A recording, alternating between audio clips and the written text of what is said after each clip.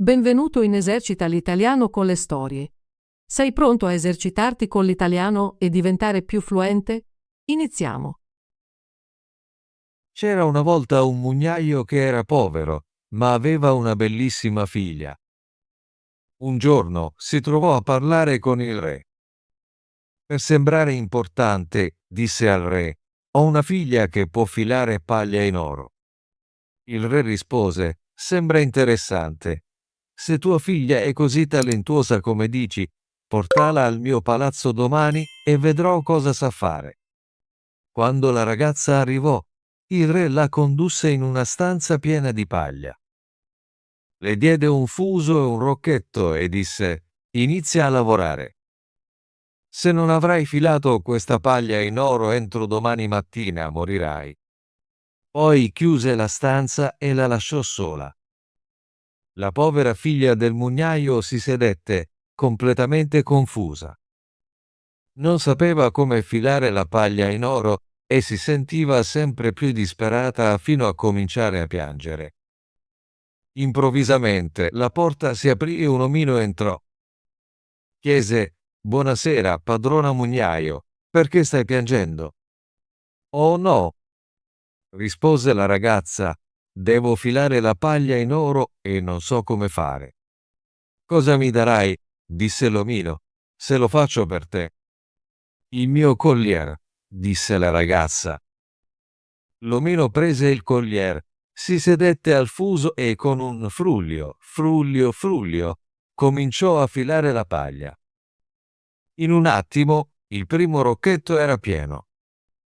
Mise un altro rocchetto e filò di nuovo, frullio, frullio, frullio, e presto anche il secondo rocchetto era pieno. Continuò fino al mattino, quando tutta la paglia si era trasformata in oro e tutti i rocchetti erano pieni. Quando il re arrivò all'alba, rimase stupito e molto felice, ma voleva ancora più oro. Portò la figlia del mugnaio in una stanza più grande e piena di paglia e le ordinò di filarla tutta in oro durante la notte, o sarebbe morta. La ragazza era terrorizzata e non sapeva cosa fare.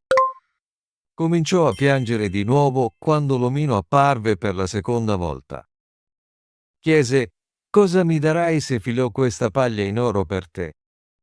«L'anello che ho al dito», rispose la ragazza. L'omino prese l'anello e cominciò a filare. Entro mattina aveva trasformato tutta la paglia in oro luccicante. Il re era al settimo cielo nel vedere l'oro, ma ne voleva ancora di più. Spostò la figlia del mugnaio in una stanza ancora più grande e piena di paglia e disse: «Devi filare anche questa stanotte. Se lo fai, diventerai mia moglie».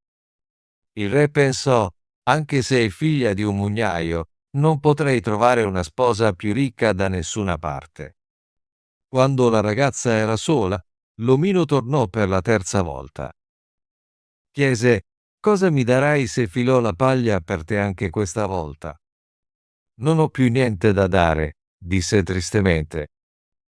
«Allora promettimi, se diventi regina, il tuo primo bambino». La figlia del mugnaio pensò tra sé: «Chissà se mai accadrà». Non sapendo cosa fare, accettò la richiesta dell'omino e di nuovo lui filò la paglia in oro. Quando il re entrò la mattina e vide tutto ciò che desiderava, sposò la bella figlia del mugnaio e lei divenne regina. Un anno dopo ebbe un bellissimo bambino, ma non pensò più all'omino. Improvvisamente lui apparve nella sua stanza e disse: «Ora dammi ciò che mi hai promesso». La regina fu inorridita e offrì all'omino tutte le ricchezze del regno se le avesse permesso di tenere il suo bambino. Ma l'omino rispose: «No, qualcosa di vivo vale per me più di tutti i tesori del mondo».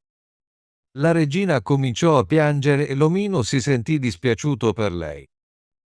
«Ti darò 3 giorni», disse, «se entro allora riesci a indovinare il mio nome, potrai tenere il tuo bambino». La regina passò tutta la notte a pensare ai nomi che aveva sentito e inviò persone in tutto il regno per cercare altri nomi. Quando l'omino tornò il giorno dopo, iniziò con nomi come Gaspare, Melchiorre e Baldassarre, ma lui rispose ogni volta: «Non è il mio nome». Nel secondo giorno, chiese i nomi delle persone del quartiere e provò i nomi più insoliti che potesse immaginare. «Forse il tuo nome è Costoletta, o Scampolo, o Gamba di Pizzo?» Ma lui rispondeva sempre: «Non è il mio nome». Il terzo giorno il suo messaggero tornò e disse: «Non sono riuscito a trovare nuovi nomi, ma sono arrivato a un'alta montagna al confine della foresta. Lì ho visto una casetta e davanti ad essa un fuoco stava bruciando. Intorno al fuoco un buffo omino ballava. Saltava su un piede e gridava: «Oggi in forno, domani fermento. Il giorno dopo avrò il bambino della giovane regina». Ah, sono contento che nessuno sappia che Rumpelstiltskin è il mio nome. Puoi immaginare quanto fosse felice la regina quando sentì quel nome. Poco dopo, quando l'omino entrò e chiese: «Ora, padrona regina, qual è il mio nome?» Lei inizialmente disse: «Il tuo nome è Conrad». «No». «Il tuo nome è Harry». «No». «Forse il tuo nome è Rumpelstiltskin». «Il diavolo te l'ha detto». «Il diavolo te l'ha detto», urlò l'omino. Nella sua rabbia pestò il piede destro così forte che affondò nel terreno.